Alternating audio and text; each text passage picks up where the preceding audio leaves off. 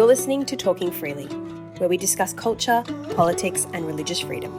Talking Freely is a podcast from Freedom for Faith, a Christian legal think tank that exists to protect and promote religious freedom in Australia.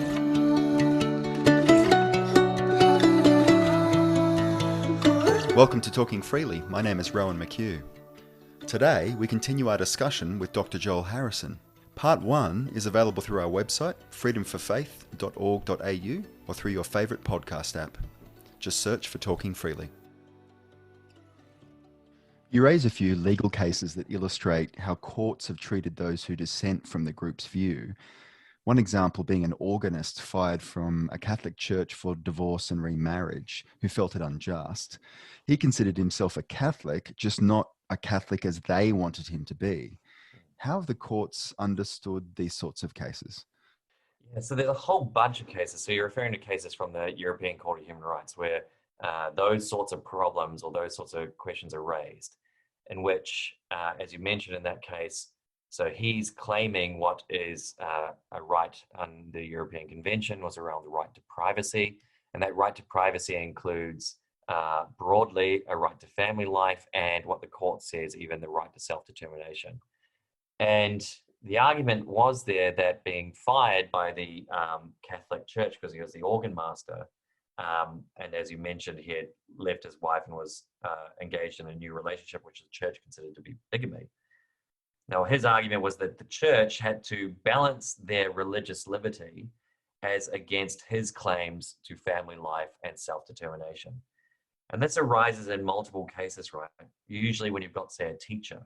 So some cases concern, say, a teacher who may be advocating against the doctrine of the particular religious body, or you get other cases that are about, somebody's in a position of authority around, there's one about the communications officer for the Mormon Church in Europe.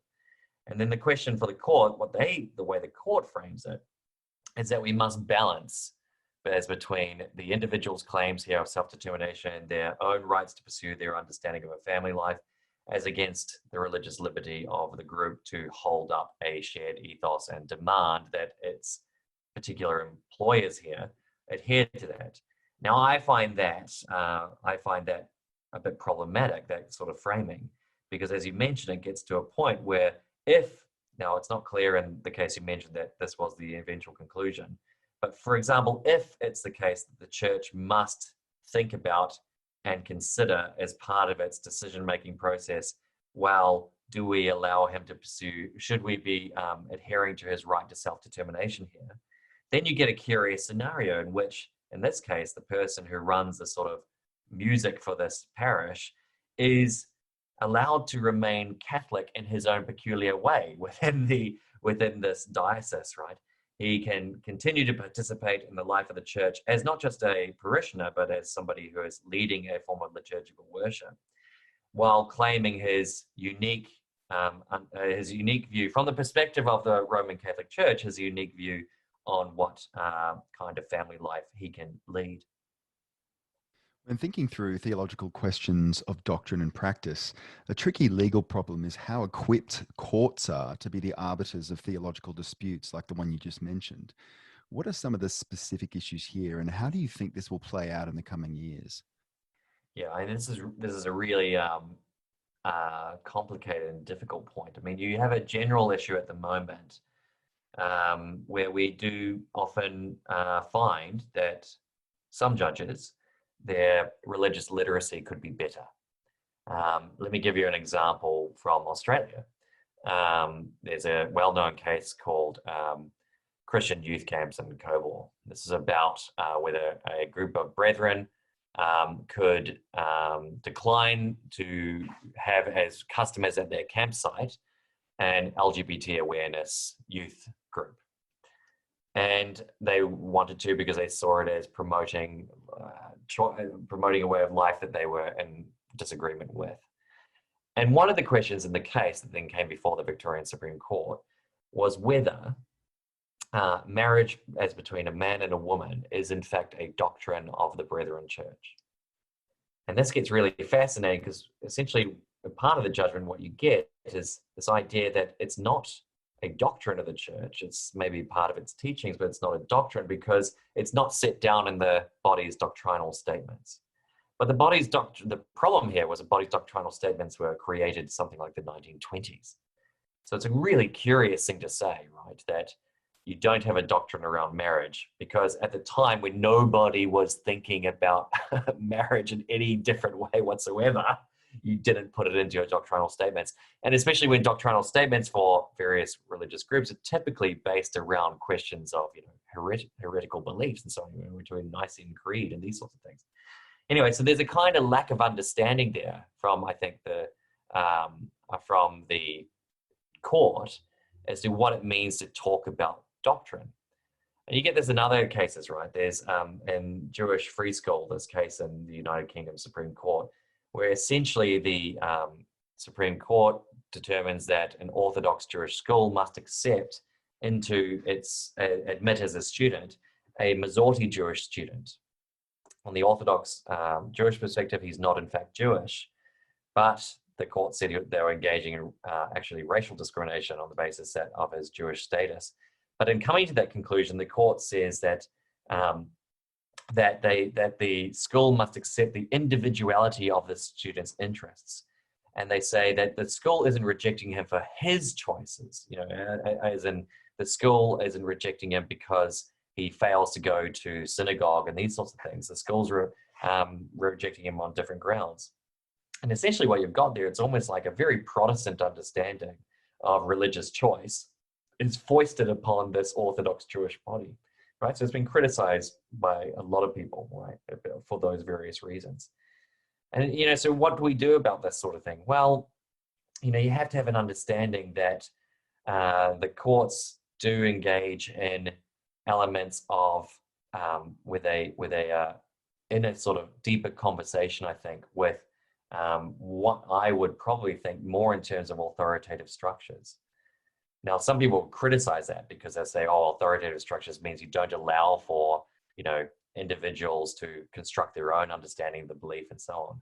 But we do get examples of this. So in the United Kingdom House of Lords, one of the questions they once faced was whether a Muslim student could demand that she could wear a stricter version of Islamic dress at a public school, at a state school. But what that state school had actually done is it had gone around and had talked to all the members of the religious community to try and come up with what was seen as a sort of, a reasonably agreeable consensual view as to what kind of Islamic dress is necessary.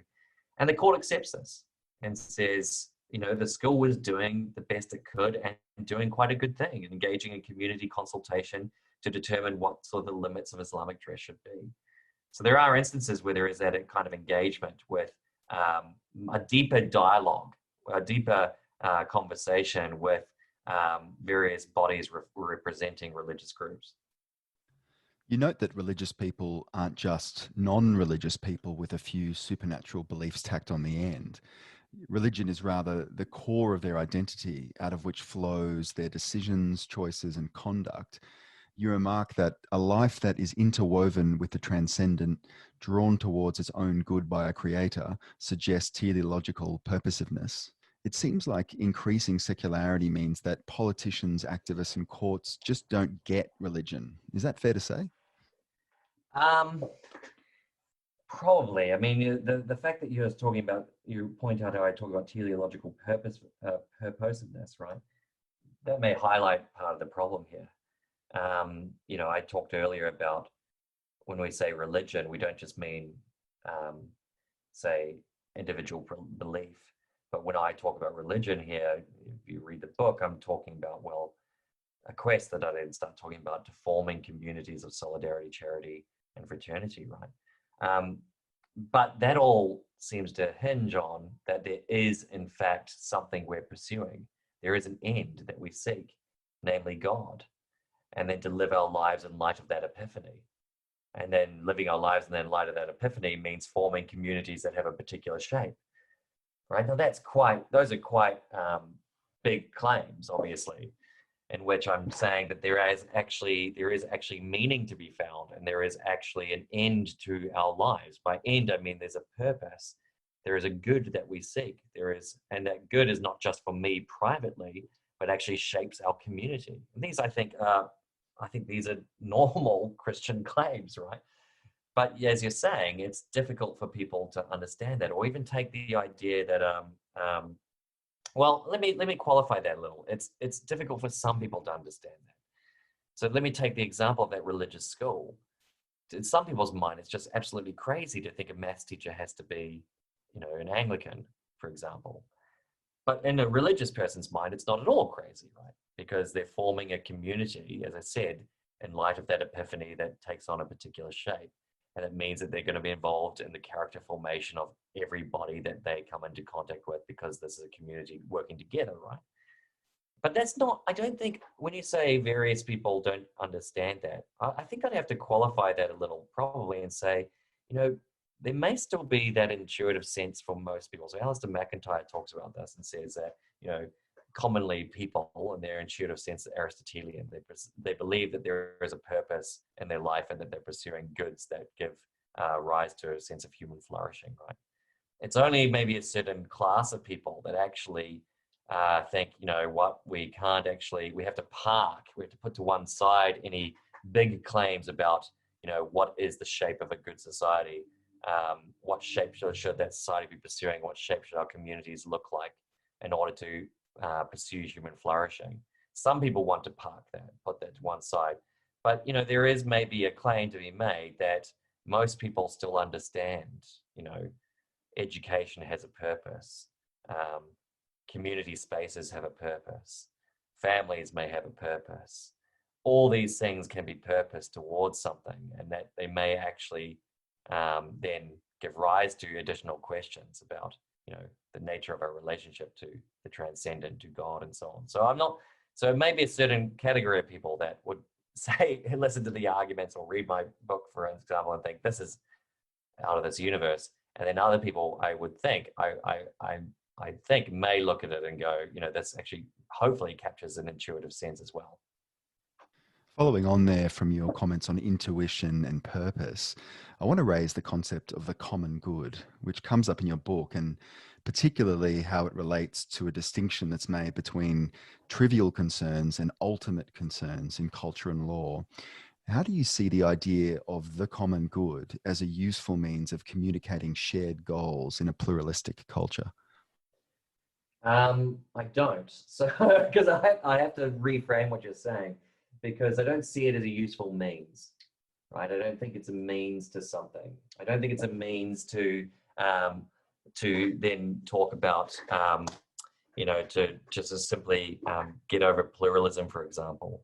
And I think it's a different thing to talking about ultimate and trivial concerns and so on.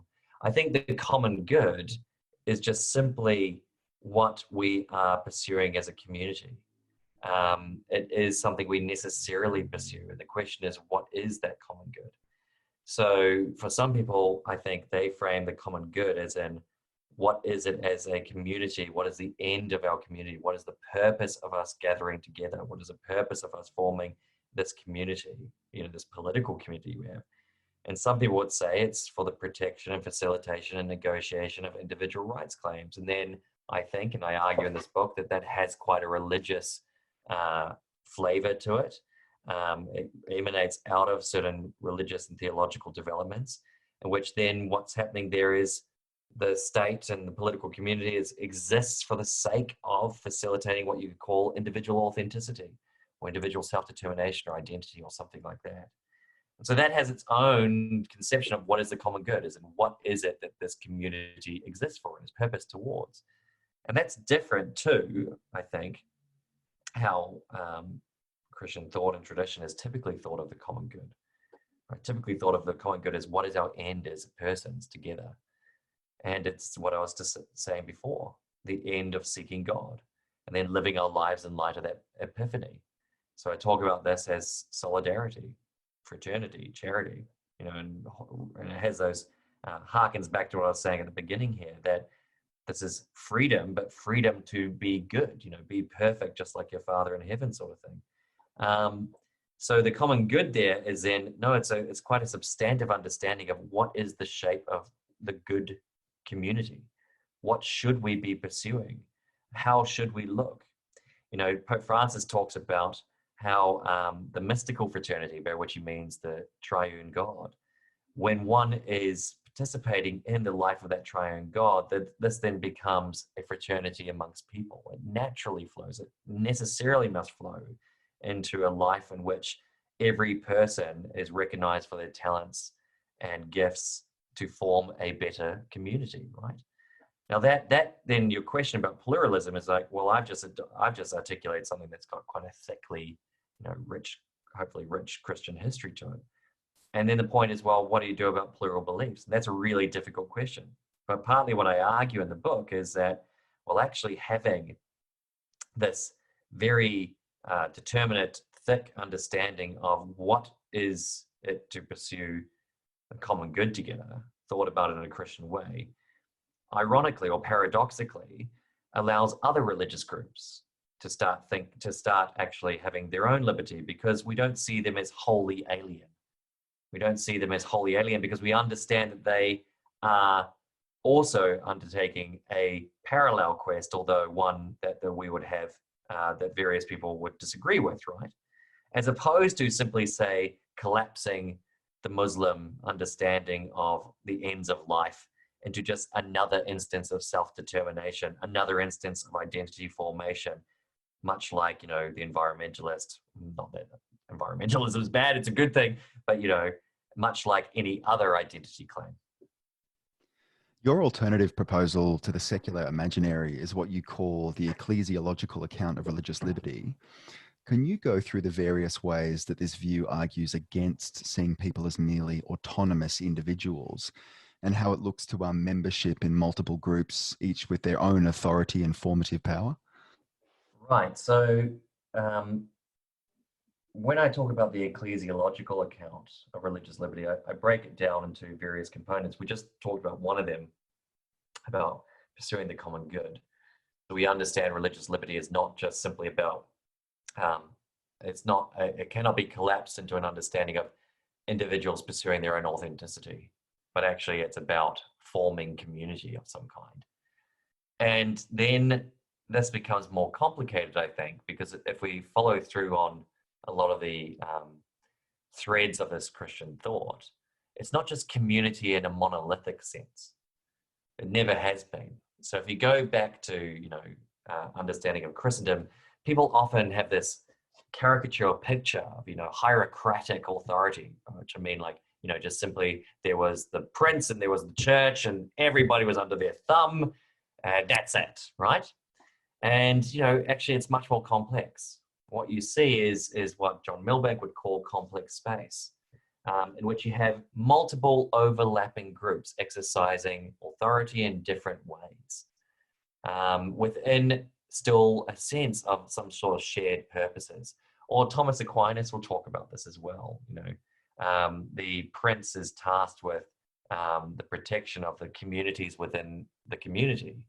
Or Augustine talks about kingdoms, villages, cities, commonwealths, all these different layers of authority that he says that then have a shared orientation towards the basilica, the church, right? In fact, in his thinking, they come to be sort of enveloped into that church, right?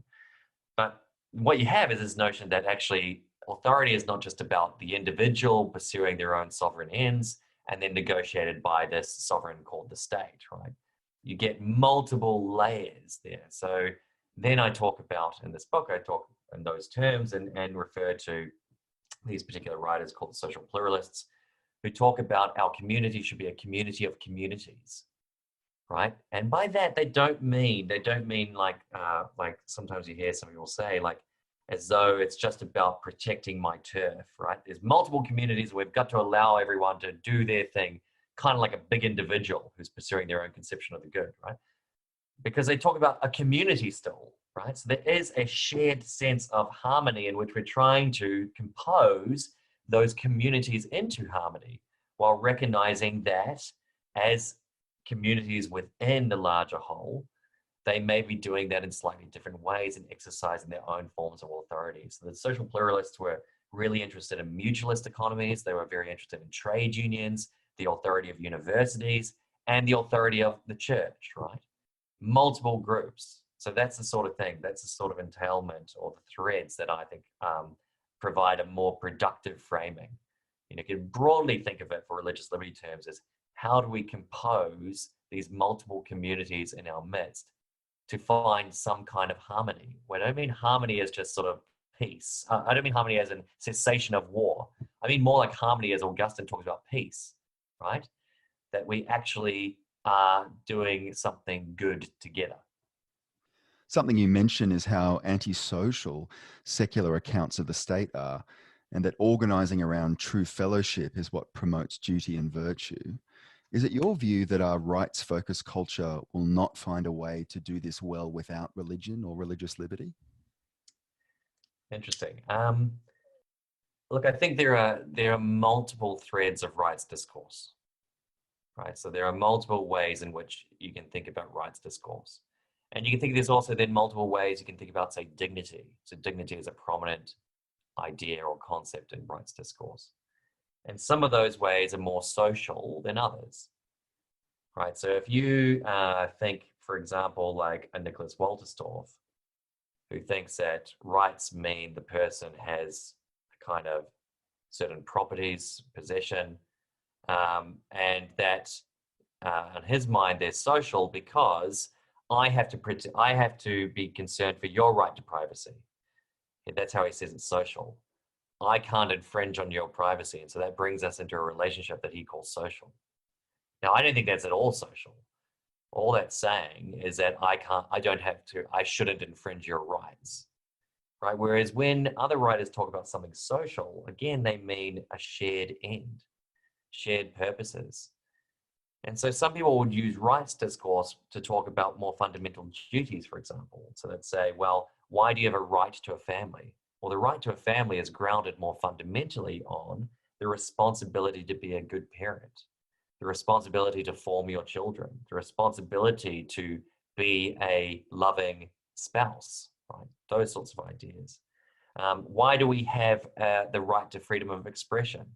Is it so that I can cultivate my self-determination, my expressive autonomy, and so on? Or is it because we want speech to pursue good ends, where those ends may be a better formation of our political community, for example? So similarly, why do we have religious liberty as a right, as a liberty? Is it so that I can cultivate my conception of the good, my understanding of authenticity, what is right, or as Ronald Dworkin puts it, what grips me as right for me, right? In which then you get this scenario in which, as we mentioned before, you're going to get kind of 1,000 flowers of religion blooming, but because you get 1,000 flowers blooming, they sort of all seem equally arbitrary. And so why should we be concerned about them as a political community? Or is religious liberty more fundamentally about forming communities that pursue a good end? And that's the reason why we have religious liberty. So it's really about how you understand these conceptions like freedom or rights and so on. It's not about, necessarily ejecting all rights discourse, but it may be about complicating it and narrating a different way of understanding those rights. With your thumb firmly on the pulse of this topic, in 2021 and beyond, if we were to continue on the current trajectory towards secularization, what are the consequences that you foresee for people of faith in Australia? Look, there's 2 points to say there. Look, you can think of secularization in different ways. But one way some people would think about it is actually it's a bit of a myth. And that the point is that you can always identify, inverted commas, religious themes throughout the society. So even, Anzac celebrations and things like this, very, civil religion. So in Australia, what is it that actually provides that, to borrow a term, that sacred canopy? Well, it's probably something like Anzac, right? This is where we see religiosity at its most expressed. So we don't ever have a fully secularized, in that sense, I don't think, community. And then we go back to what we were saying at the beginning of this discussion, where you think, well, maybe when we talk about the secular space had to be invented, we mean it had to be religiously invented or theologically invented. So it's never lacking in its theological entailments, right? But that doesn't mean that there aren't shifts and changes and so on. And certainly, as we're discussing, there is that element of some claims, say, for that ground liberty, like that the community has a shared character and an ethos that it's pursuing, to some people become a bit incomprehensible. So where are we going with this? Look, I think increasingly what will happen is that sort of argument will become more prominent. So, we did have a few years back the Australian Human Rights Commission suggesting that the exemptions for gender discrimination should have a sunset clause in order to put pressure on Roman Catholic churches, the Roman Catholic Church, to accept women to the priesthood. Which is quite a remarkable statement, because it wouldn't be just sort of putting pressure on the Roman Catholic Church, it would be actually requiring it, because they would no longer have an exemption law. Now, whether the Australian Human Rights Commission and the Australian government want to go to war with the 1 billion persons of the Roman Catholic Church over such a matter is an interesting question.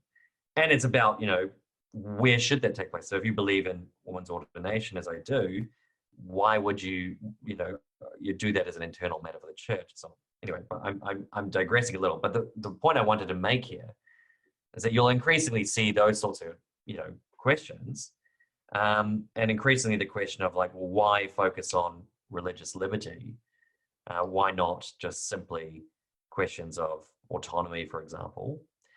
But at the same time, I think, you're probably actually seeing as well that there are strong resurgence in religious thinking or theological thought that may actually begin to shape different visions, different ways that are still sort of drawing from more ancient resources as well, about how we live together. So it's not going to be just, all one way and so on. There's a lot of interesting thought, full of vitality out there about how we can think about community together. And the last thing I'd say on that as well is that if what I argue in this book is correct, that we need to rethink about religious liberty as directed towards a good and ultimately our common good, then that means religious communities themselves need to think about how they are in fact persuasive sites for that good, right? How they are actually manifesting that, because partly it's to say, well, why does religion matter? You need ecclesial narratives, right? You need narratives of true fraternity, true community, true charity, in order to actually provide that persuasive account. That doesn't mean that you're going to agree on everything, and that means you're simply adhering to what others demand of you. No, it means that you're actually pointing to something true and instantiating it in your community life. The book is called Post-Liberal Religious Liberty, Forming Communities of Charity, and it's available now to purchase. I encourage all our listeners to buy a copy and benefit from this great contribution from Dr. Joel Harrison. Dr. Harrison, thank you very much indeed for being with us today on Talking Freely. Thank you.